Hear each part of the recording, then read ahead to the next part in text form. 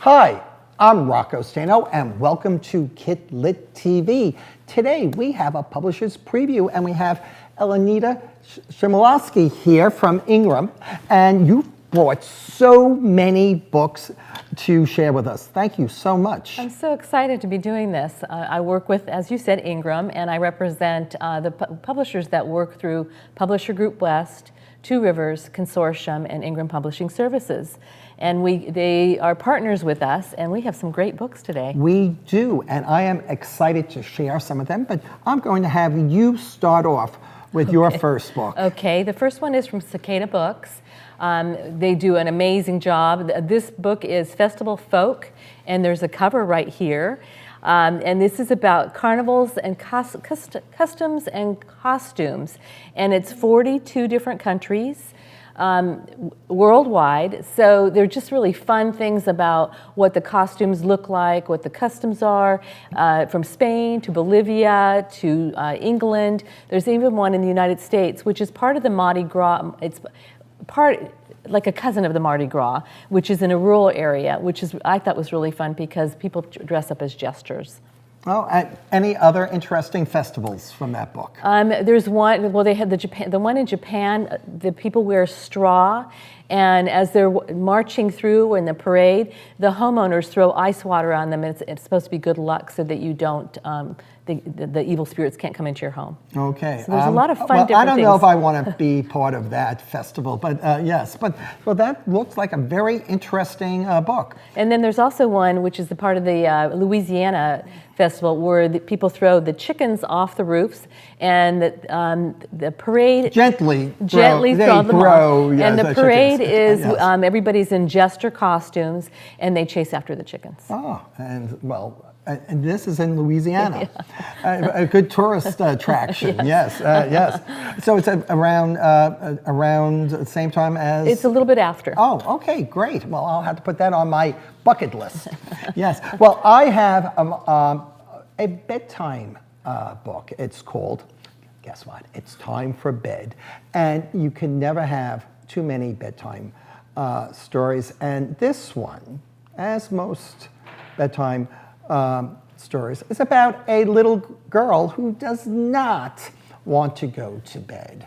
And so, of course, they stall and, brush your teeth, put away your toys, but then she decides it's much more fun to interact with Arctic animals. So she swims with fishes and she dances with polar bears. But my favorite part is when she howls with the wolves. And that's from Inhabit Books. Yes, yes.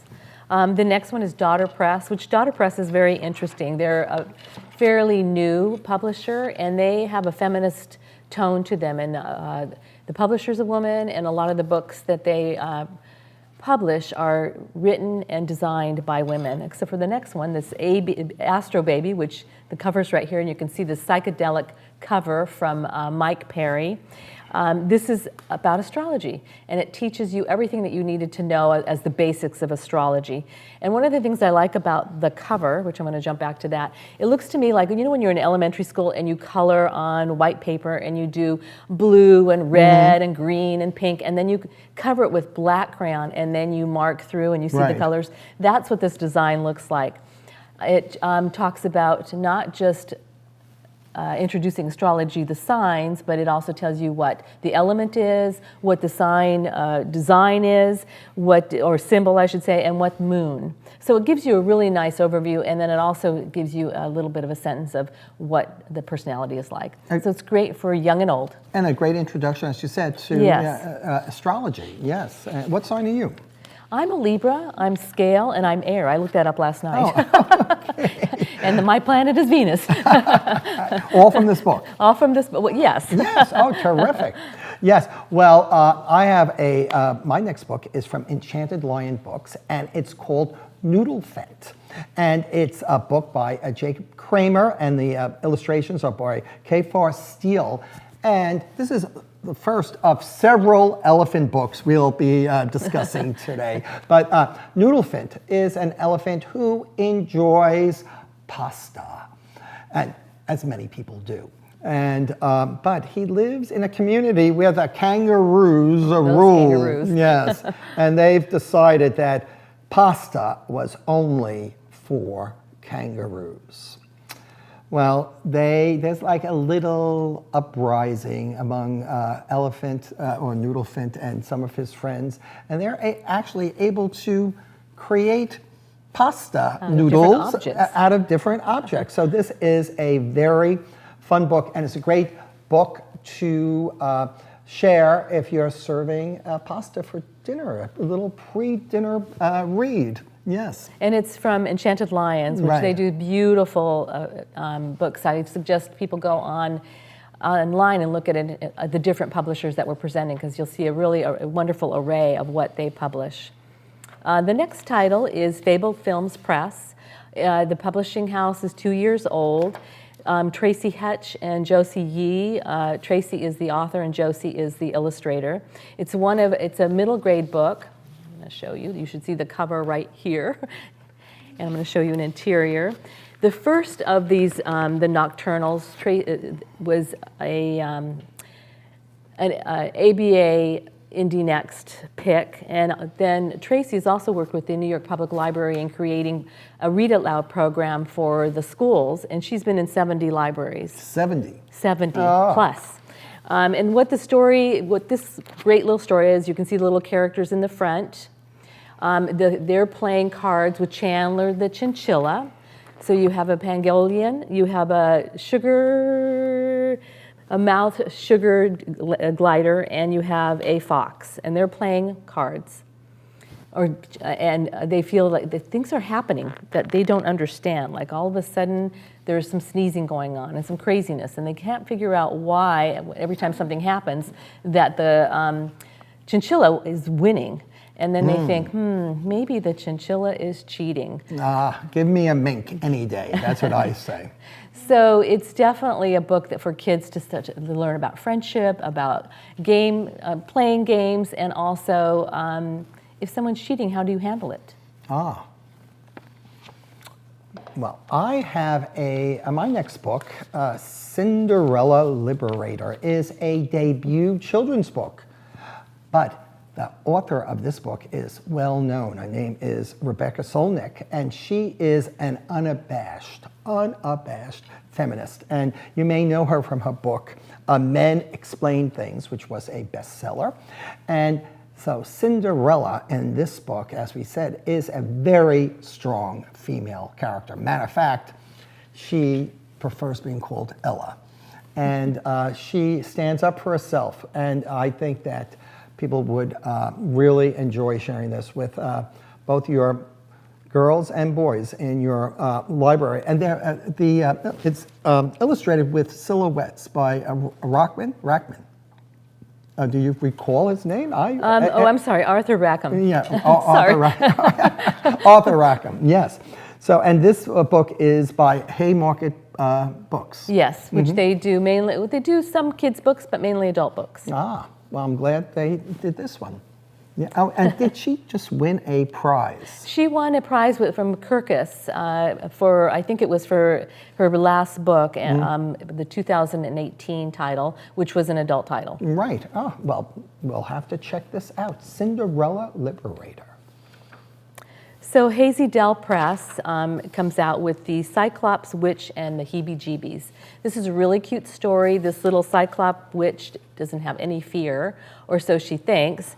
Then she like fights the monkey with wings. She's able to deal with a pumpkin head, trolls, leprechauns. They don't scare her at all. But then something really scary knocks on her door, and she doesn't know how to deal with it. So you have to get the book to see what that's all about.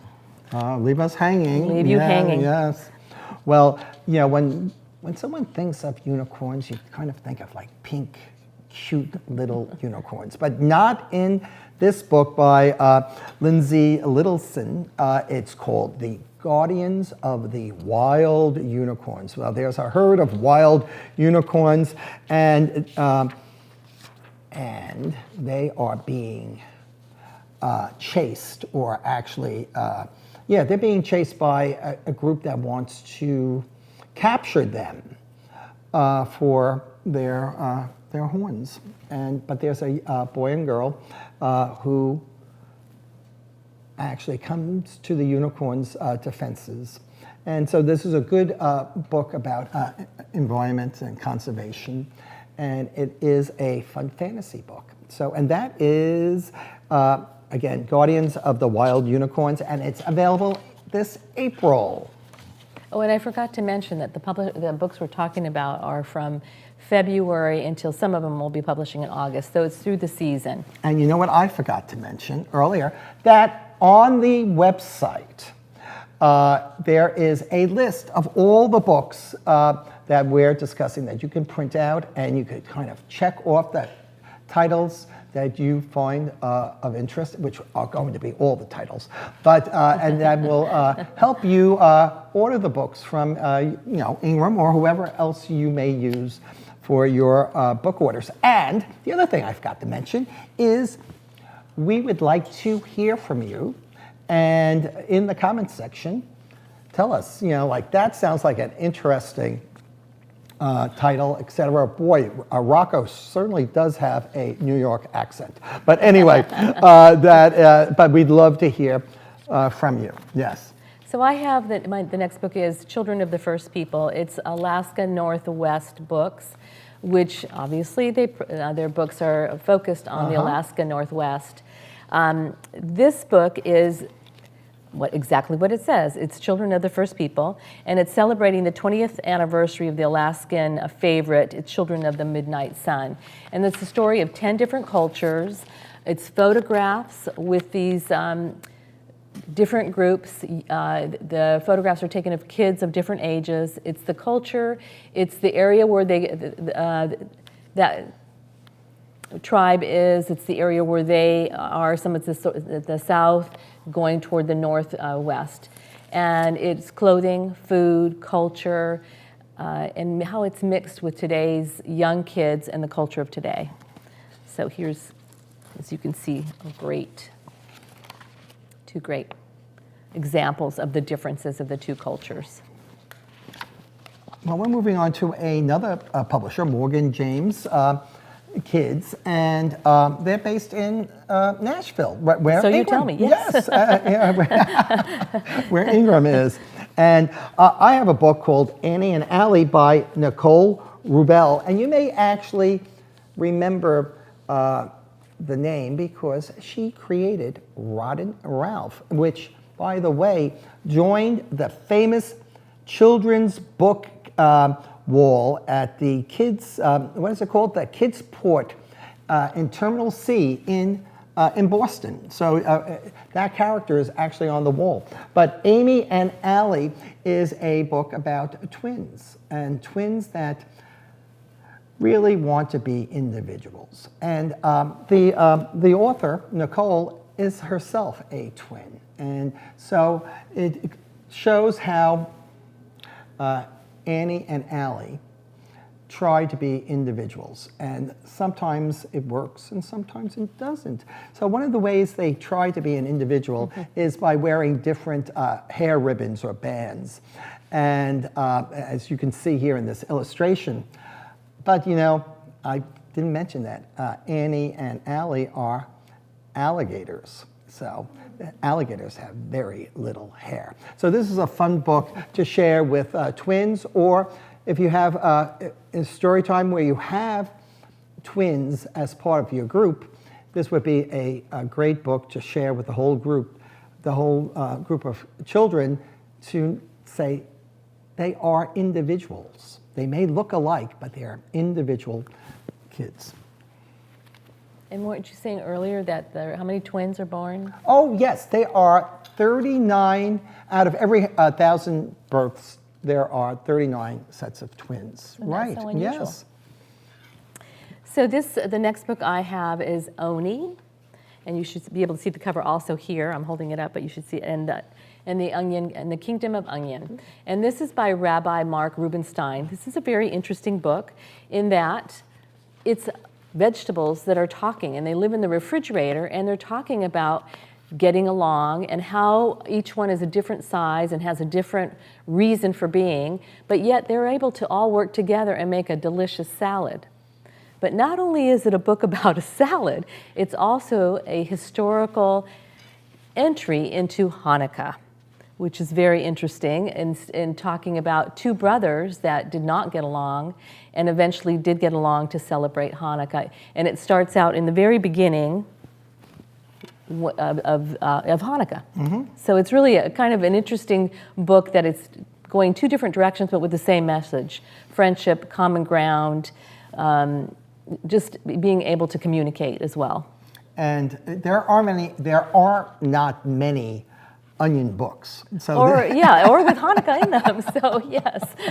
Yes, Morgan James. And this is again Morgan James. Yes, and I have a YA book from Morgan James, and it's called Return to the Wilds, which is a dystopian story that has environmental and spiritual overtones. And it talks about urbanization and development, and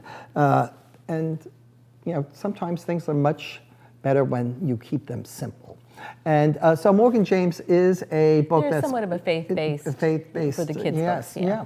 So that's interesting. Oh, and now I have a second book, too. You know, I always enjoy these previews because I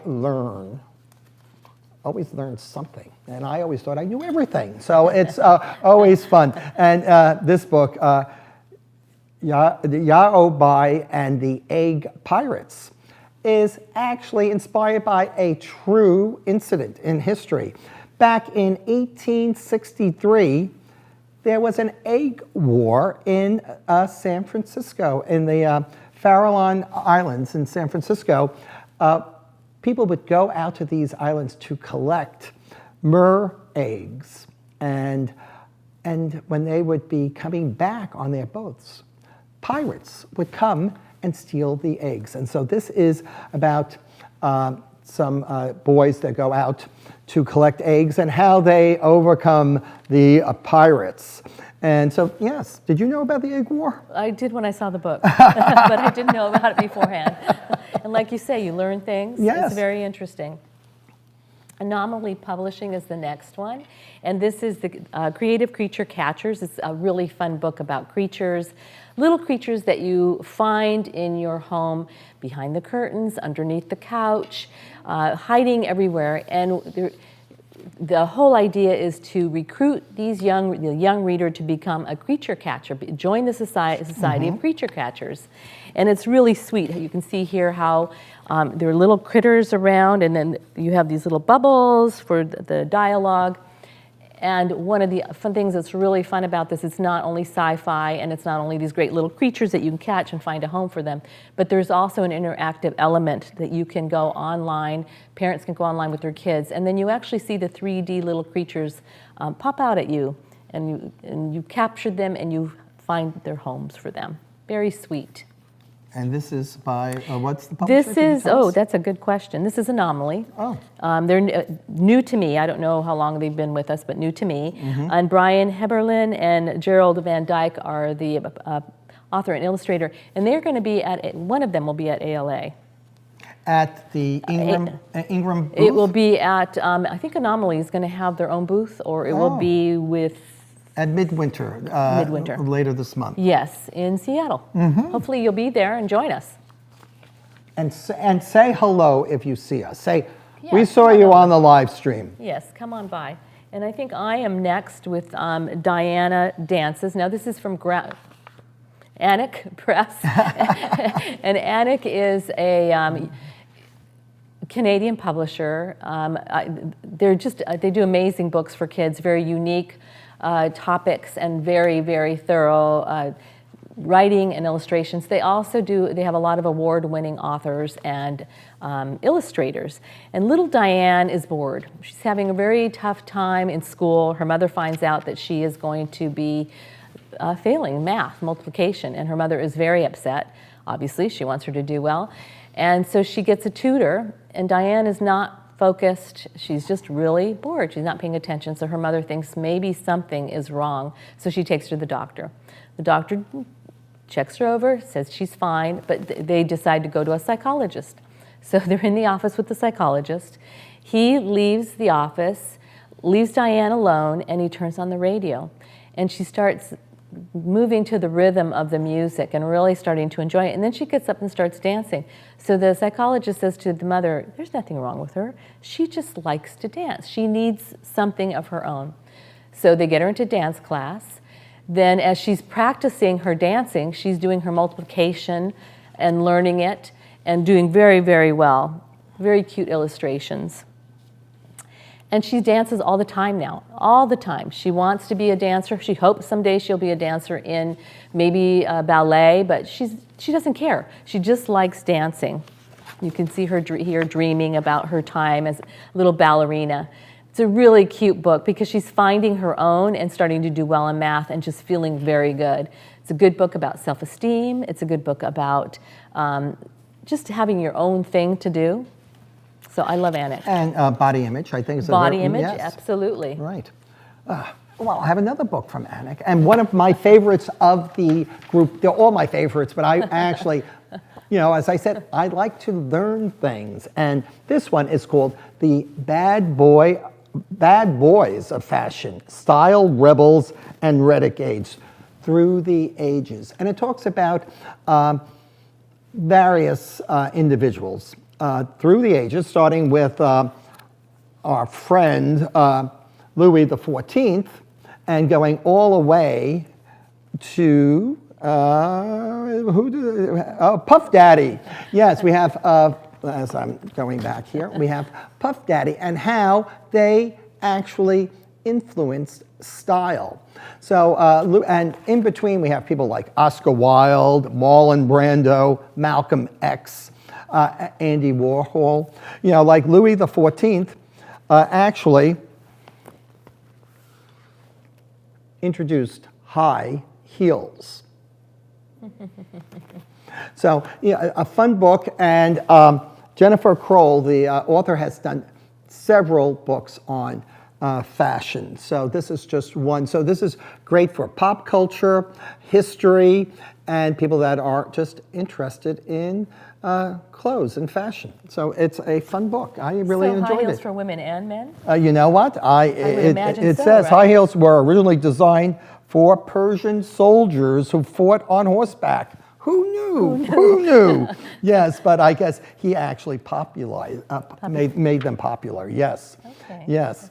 So anyway, yes, a fun book. Yes. So staying on the education side, Laura Santafio has created this wonderful book. Again, it's Anik Press, and it's deep. It's digging deep, and it's how science unearths puzzles from the past. So one of the amazing things about, when you think about it, when we first created certain stories in history, we didn't have the technology that we have today.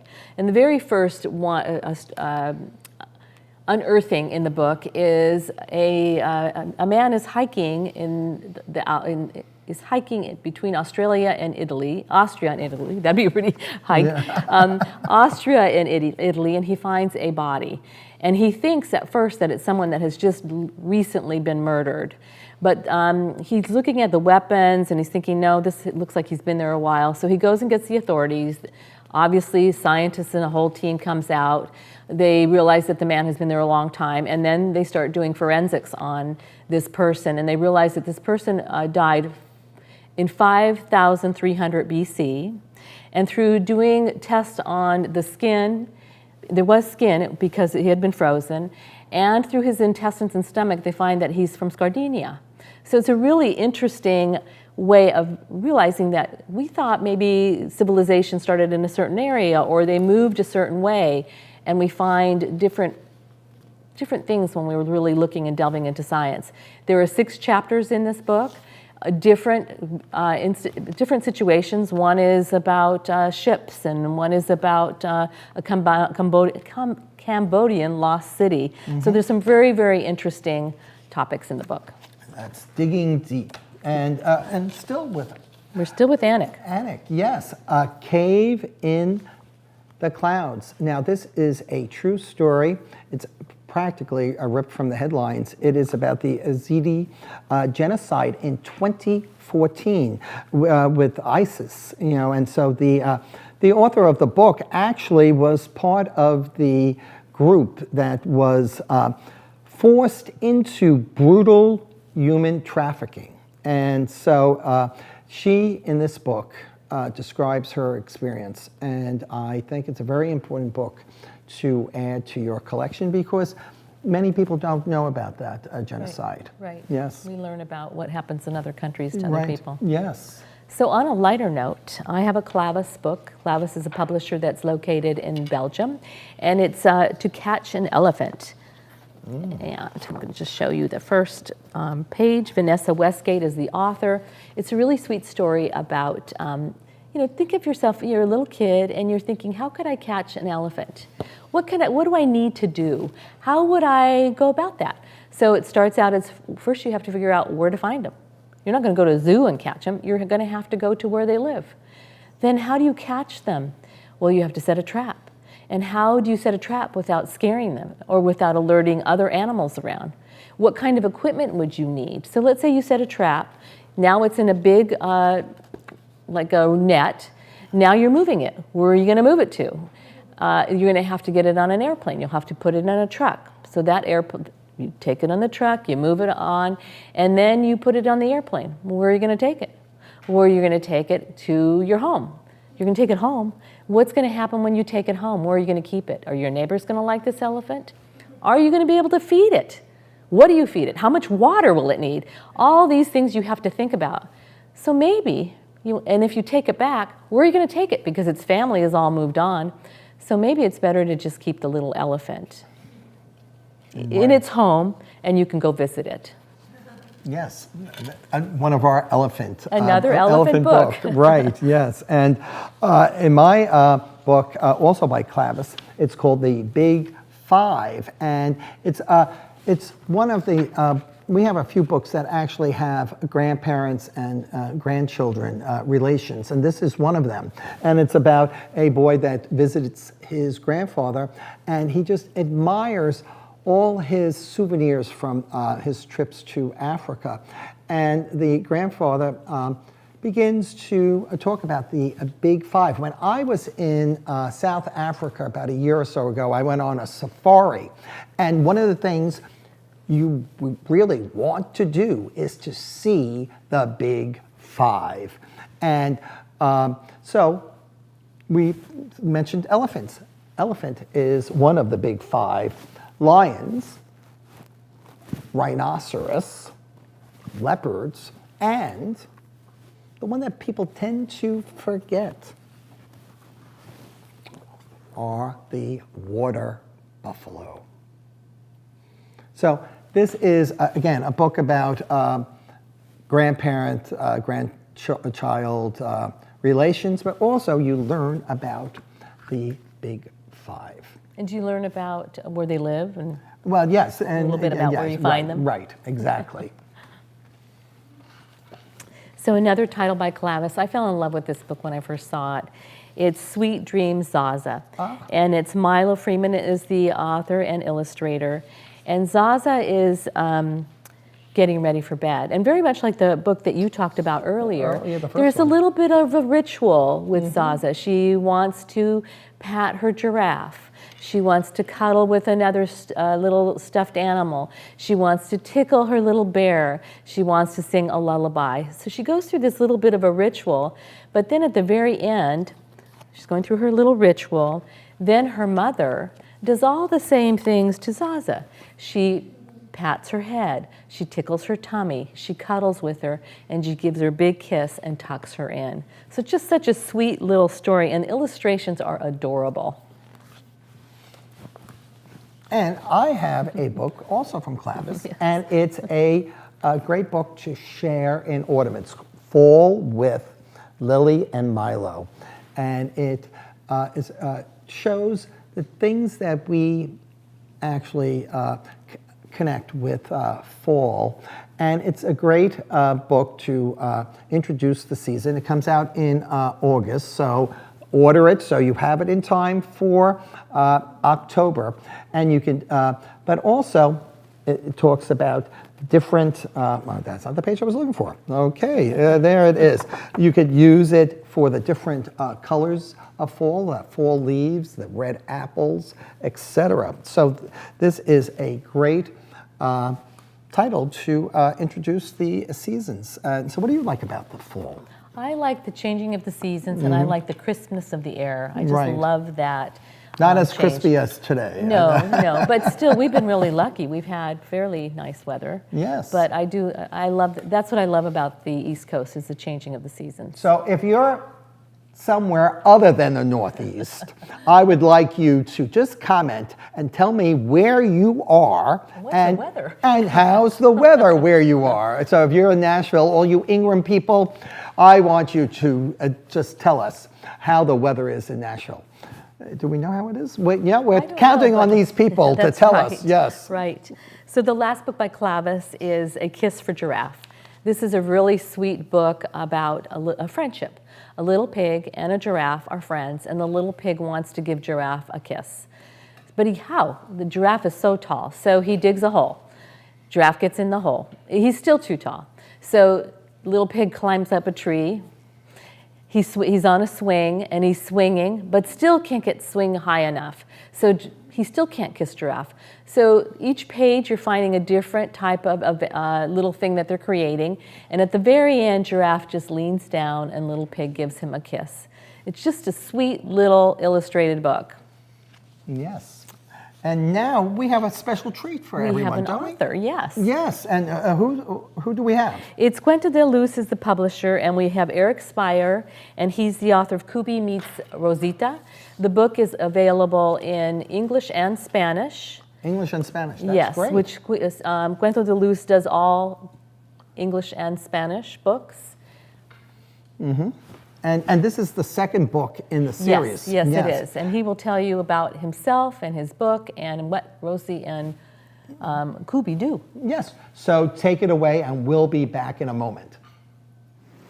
Hi, I'm Eric Spire. I'm the author and illustrator of 2 Kubi books. One about Kubi in Vietnam, which you may be familiar with, and another one that's just coming out, Kubi Meets Rosita. Rosita meets Kubi in the book, but first we introduce Kubi in his favorite pastime, which is riding up and down the river on a tugboat. And you can see he has a lot of friends, including blue herons, ducks and turtles and whatever other wildlife there is. He and his friends have a great time. They go swimming and play hide and seek. They go visit different shipyards. But one day, Kubi meets Rosita, this little girl dog from Central America who's made her way from who knows where, probably Guatemala. And she tells Kubi and his friends on how she got there. She left her hometown because she was being bullied and was in danger of being maybe hurt. So she left and made her way up to the port city that Kubi lives in. But to do so, she had to cross jungles and desert at night. Pardon me for looking the pages up. Then she tells Kubi her adventures, and they were quite amazed how brave and determined this little dog was to reach this port city. They celebrate by going swimming with her, introducing her to the joys of swimming in the river with manatees. And so they also help find her a home. And everything ends very happily for everyone. So I just want to mention about Cuento de Luz is that one of the things about their books, their paper, when you bend it, bends back and doesn't rip. They're environmentally sound in what they do as far as they're trying to make sure that everything's sustainable, and also that when you buy their books, they last. Right, sustainability is a big issue in libraries right now. So thanks for sharing that. Yes. And you have another book I for do us. have another we book have so from many books. Europa. So many books. Europa Editions. This is a YA title. This is the book 2 of the Mirror Visitor Quartet. If you've heard me talk about this series before, Winter's Promise was absolutely my favorite book of the season. It's translated from French, from Crystal Debau, and it's you can't even tell it's translated. You know, usually when you're reading something that's translated from French or any language, it can be a little awkward in certain areas, and it's not at all. Her vocabulary is amazing, and the story just grabs you. It's a fantasy. Ophelia is betrothed to move to another, what they call arc. Those are their worlds. And in the second book, she is now been promoted to vice storyteller, which means that she has to not only tell stories to the what is he called, the spirit of the pole, but she also has to reveal her secret. And her secret, one of her secrets, is that if she touches an inanimate object, she can read any thoughts that any person had when they touched that object. I mean, can you imagine all around she has to wear gloves so she's not going crazy from it. And she can also move through mirrors. And this world that she goes to, where her fiance lives, Thorn, is the pole. And that's where she is now. That's where she's this vice storyteller. And things just keep happening. As soon as you think you know what's going to happen in the story, it changes. It moves in another direction. But once again, Ophelia has got herself caught up in the middle of an investigation, a murder investigation, and she's now going to Thorn for help. Ah, sounds like a great mystery. It's great. Yes. Great fantasy. Yeah, fantasy, I'm sorry. Yes, so, you know, we had a book, you just said A Kiss for Giraffe, right? Yes. Yes, well, we have another book that, yeah, it's by Ian McLaughlin and Polly Dunbar. It's called The Hug. So we're going from a kiss for a giraffe for a hug for a tortoise, or a hug for a hedgehog. And, you know, they both want a hug. And they both go out seeking hugs. You know, here we have hello, said the fox, but I don't think the fox is going to hug hedgehog. You could figure out why it's not going to be a hug there. And then we have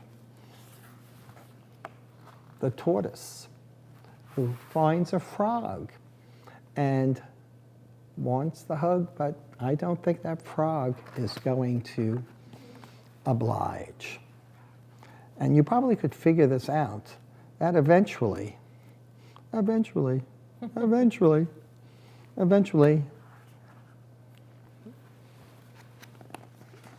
they meet and hug.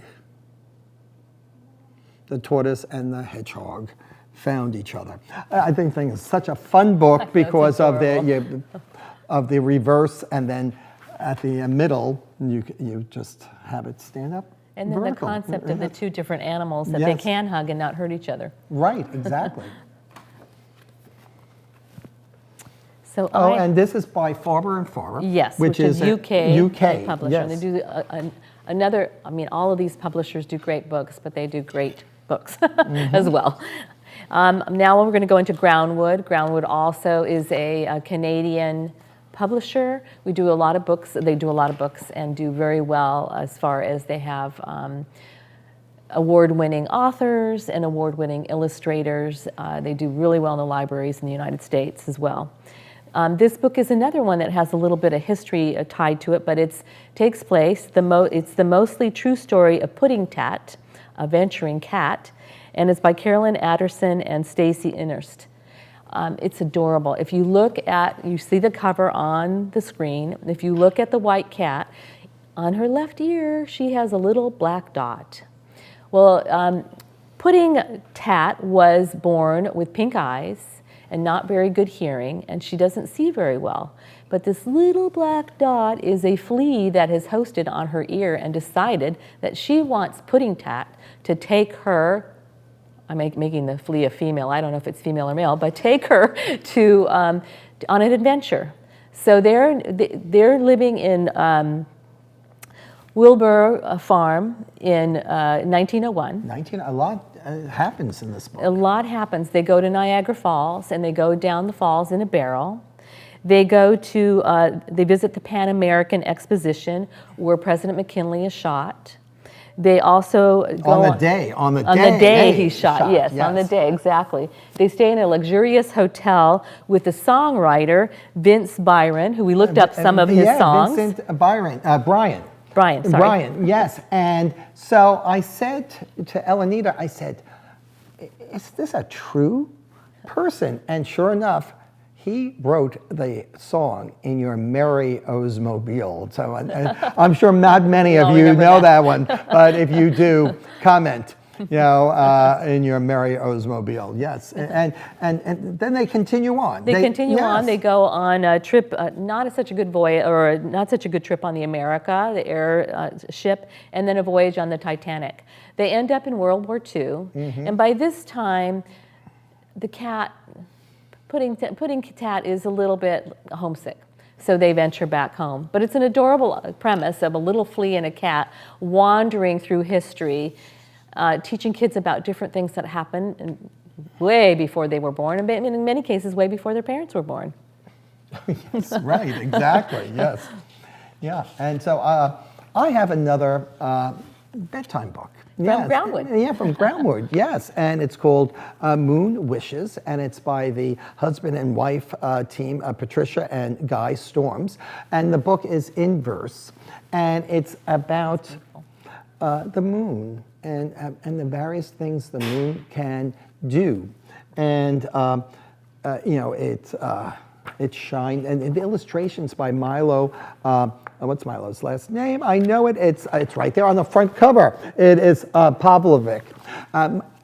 They're just great illustrations. And here we have the moon leading the way at night, and just shines down. So it's a very lovely book, and it's kind of a peaceful book, which you need right before bedtime. So far we have 3 bedtime books. Yes. It sounds like. Mm-hmm. So the next Groundwoods books is operatic, and it's a graphic novel, and it's done in a color palette. So the color yellow is for the character Charlie, the color blue is for the character Luca, who is her best friend, and then the color red is for Maria Callas and her biography. So that tells you right there that there's going to be music. So Charlie is preparing actually to do an event with some music, and she's trying to figure out what she's going to do, but she's very distracted because her friend Luca has not been in school, and then she keeps looking at Emil. So there's a lot of distraction going on. It's a middle grade book, and it's taking place in middle school. So at that point, kids are distracted from different things. But finally, Charlie, they teach opera in class, and she learns about Maria Callas and just falls in love with her character, her singing. She just admires her, so she decides to do her program based on that. It's a very sweet, sweet book about growing up, about bullying, friendship, sexuality in middle school, shyness. So there's a lot of different elements. And you get to learn about Maria Callas. And you get to learn about opera. Right, terrific. And, and it's a graphic novel. It's a graphic novel, yes. Yes, and so speaking of graphic novels, and this isn't sort of have a graphic novel touch. This is Gargantua Jr., Defender of the Earth by Kevin Sylvester, and this is also by Groundwork. And so Gargantua Jr. finds out that his mother was kind of wild when she was young, but his mother decides to help Gargantua Jr. Do what things Gargantua people do. And here is a great illustration of he's blowing up something, he's tossing something here, yes. But then he also sets fire to things, etc. But he needs a little more time learning. To mature. Yes, right. You yes, can't do that. Yes. So this is a fun book, and and people that are into comics probably would really enjoy this book. Oh, yes. Yes. Yes.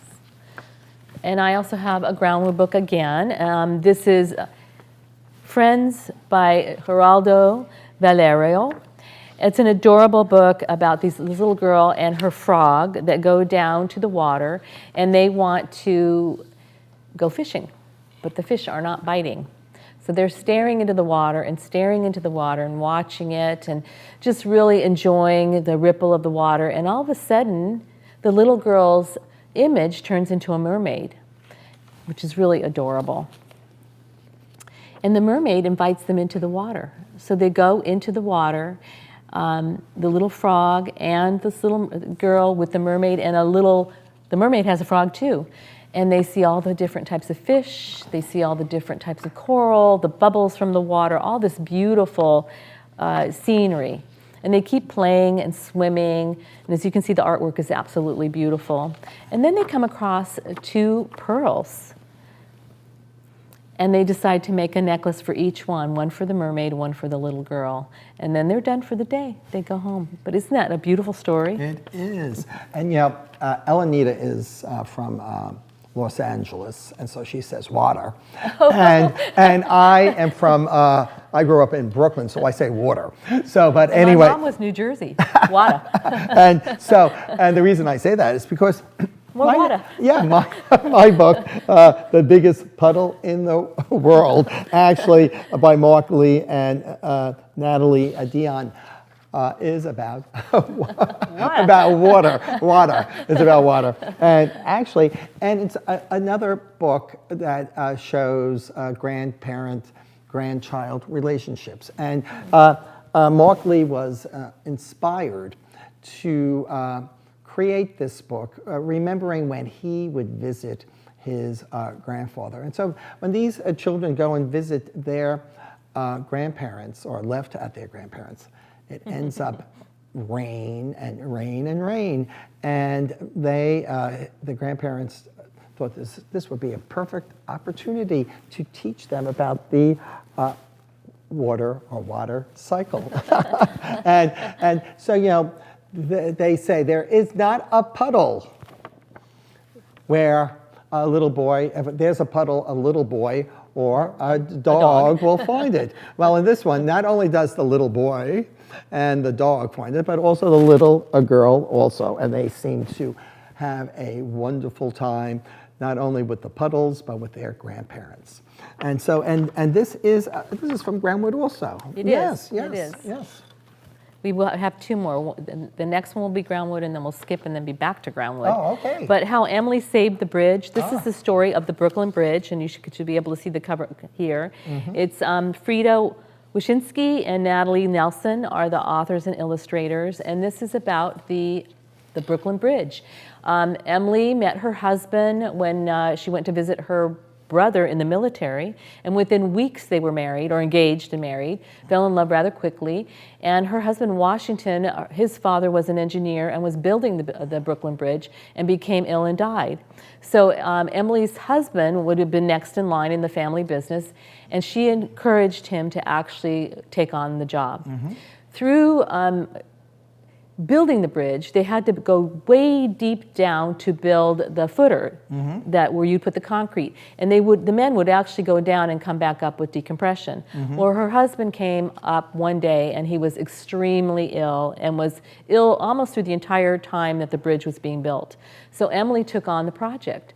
She helped her husband. Not only did she do research herself, but she helped him relay messages back and forth. She worked with all the different construction crews and the manufacturers. She even helped design some pieces for the bridge. But the thing that is interesting about her, even as a little girl, she loved math and science. It wasn't like this all started when she got married. She's from Cold Spring, She's New from York. Cold Spring, New York, right. And she loved math and science from day one, and her brother actually encouraged her to continue studying that. So it was not such a big leap for her to start working on the bridge.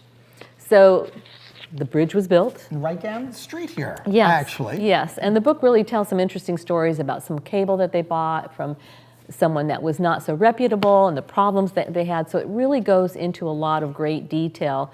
And she actually walked across the bridge, speaking of chickens that we were talking about earlier, with a white chicken as good luck. Really? Yes, there is a picture of it in here.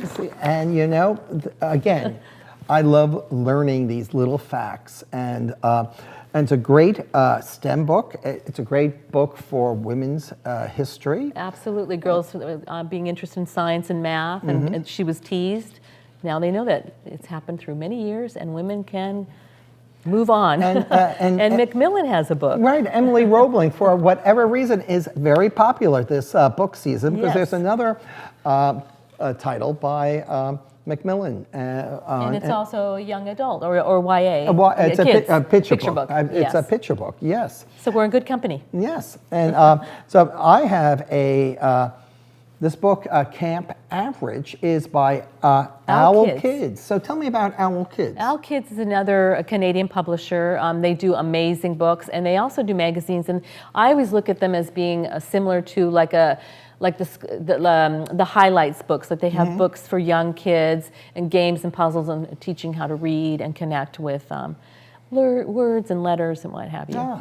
And I actually enjoyed Camp Average because I was sort of an average or below average kid in sports. And so this is a camp where all the kids are kind of average. They really do not excel in sports. And then one day, lo and behold, there comes a new camp director that is bent on winning.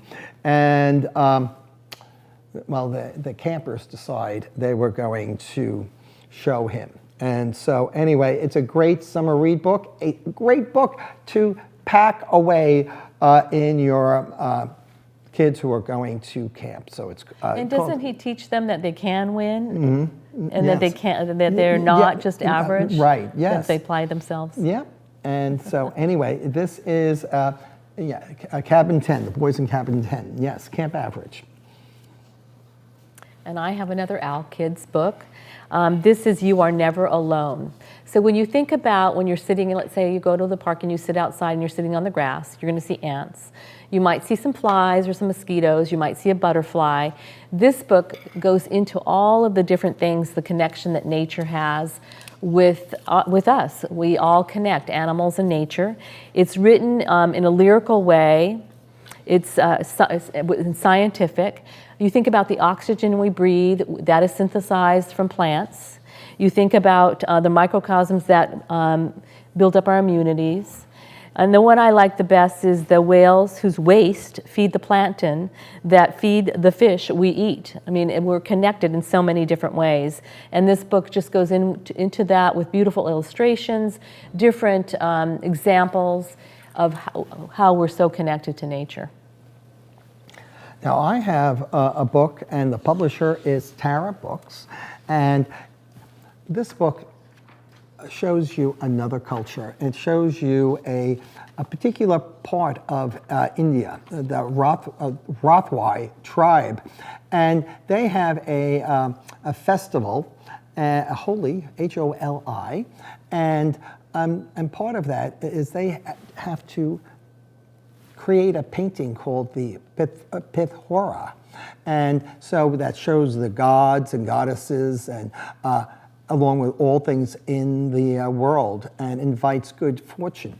Well, this book actually shows the illustrations are done in that type of artwork. And the best part of the book is that at the end, you actually have a Pithora that you can, it's here, I know, I saw, oh, here it is. There it is, and it shows the various creatures and gods. Beautiful. Yes, and one of the things I also enjoyed was the back matter here that talks about Pithora painting, and you see it right there.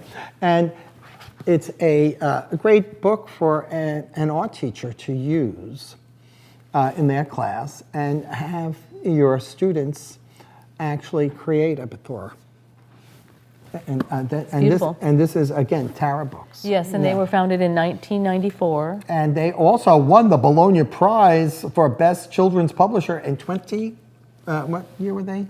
Well, no, they won it in 2013. So they founded in 1994. Oh, 1994, yes, yes. So, yeah, that's that. And then I one of have my- another Groundwood book, Yes. which is really adorable. It's Deborah Hodge and Lisa Sinar. It's a story about a bear. He wakes up from hibernation. He's hungry, so he makes watercress soup. Mm-hmm. And Fox smells the soup and decides that he wants to check out what is going on. What do I smell? Where's that wonderful fragrance coming from? So he goes to Bear's and he says, what do you have there? And he shares his watercress soup. And Fox really enjoys it. And he said, will you teach me how to cook? I'm tired of all the food that I've had all season. So what Bear and Fox do is they start wandering through the forest and they meet squirrel. They meet chickadee, they meet hare, they meet a deer, and each time they stop and meet one of these critters, they don't attack it and eat it. They actually ask it, what did you eat during the winter, and what types of foods do you like? And as they're learning this and hearing about this, they start gathering different ingredients, and they go back to Bear's place, and they make they start making some different recipes. And this book has recipes in it. This book has 15 recipes. 15 recipes. Nut burger. It's mostly vegetarian. Vegetarian, hazelnut chocolate chip cookie, a strawberry smoothie, some type of a pizza, pita pecan pizza. Well, I want to invite the author and illustrator, either or both, to come to the Kid Lit TV kitchen to make one of those recipes from Cooking with Bear, fun. the story and recipes from the forest. Yes. And so I have a book from, is it Hippocrene books? Hippocrene. Hippocrene books. And it is a picture book dictionary.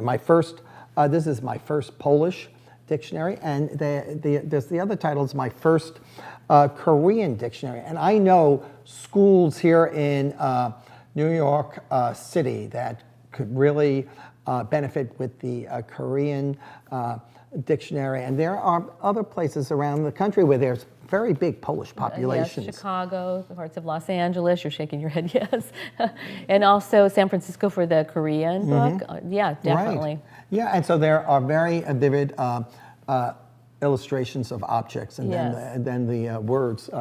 It's really fun because you have the object, you have the word, and then you have the word how it would be pronounced. Right. So it's not the spelling. So I was looking at the Polish section, and whatever it looks like, that's not how it sounds. Oh, okay. Right. Like Chmilowski. Yes, yes. So it's actually for your budding linguist. This is a great book. Yes. And then you have one more. Do I have one that follows this one? Act. Oh, no. I lied. You did lie. Speaking of lies, there you go. So New Press does 99% of their books are adult books, and this is a young reader's book. This one is for ages 7 to 12. It is Lies My Teacher Told Me in a young reader format, and it's actually been adapted by the author Rebecca Steffoff. And it really is looking at what is in our history books, what we've learned, and what is true to what we've learned or not. She goes from pre-Columbia to today, talking about civil rights, slavery, even Christopher Columbus, all the different things that have occurred that certain parts of that history were left off. Not necessarily that everything was not right, but there were some big chunks that were not included.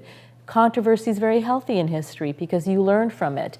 And also you don't want all your figures to be like your president to be a hero or Christopher Columbus, because you want to be able to know as a country that you can move ahead and also create a future. So I'm probably embellishing a little bit more than what the author put in, but it's really a great book for kids and parents to talk about actual history. Well, I want a copy of that book when All it's right. ready. Yes. I tried to get an ARC, I couldn't find one. Ah, So it's okay. popular. Yes. And another book that libraries should have is the most recent 2019 Peterson ACT Prep Guide, because you will have patrons coming in that would like to use this book for its sample questions and to bone up on the, either reading comprehension, math, English, science.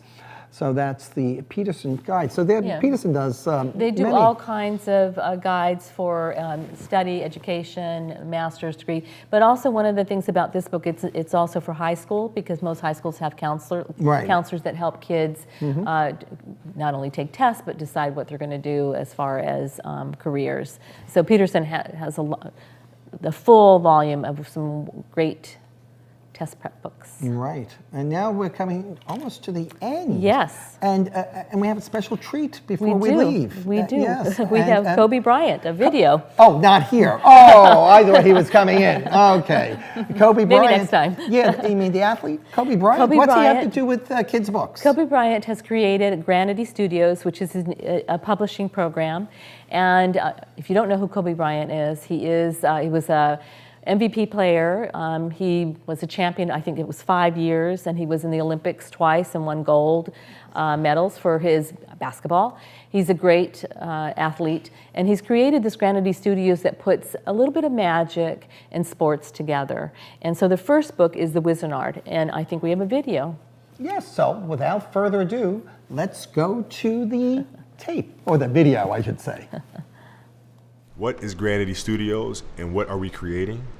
Well, simple enough is if you take the Olympics, you take the wizarding world of Harry Potter and you mix them together, you have Granity Studios. Sports is the greatest metaphor for life. Sports, you have all of the emotions and challenges that are present in everyday life. So how do we take sport? How do we take those life lessons that are inherently there, infuse them with magic, and use those as teaching tools for our young children in the world and our families in the world? It is our hope that through this journey, we can teach kids how to become more emotionally aware, more self-accepting, and also have more compassion and empathy for the journeys that others are on. And I hope you enjoyed the world that we've created.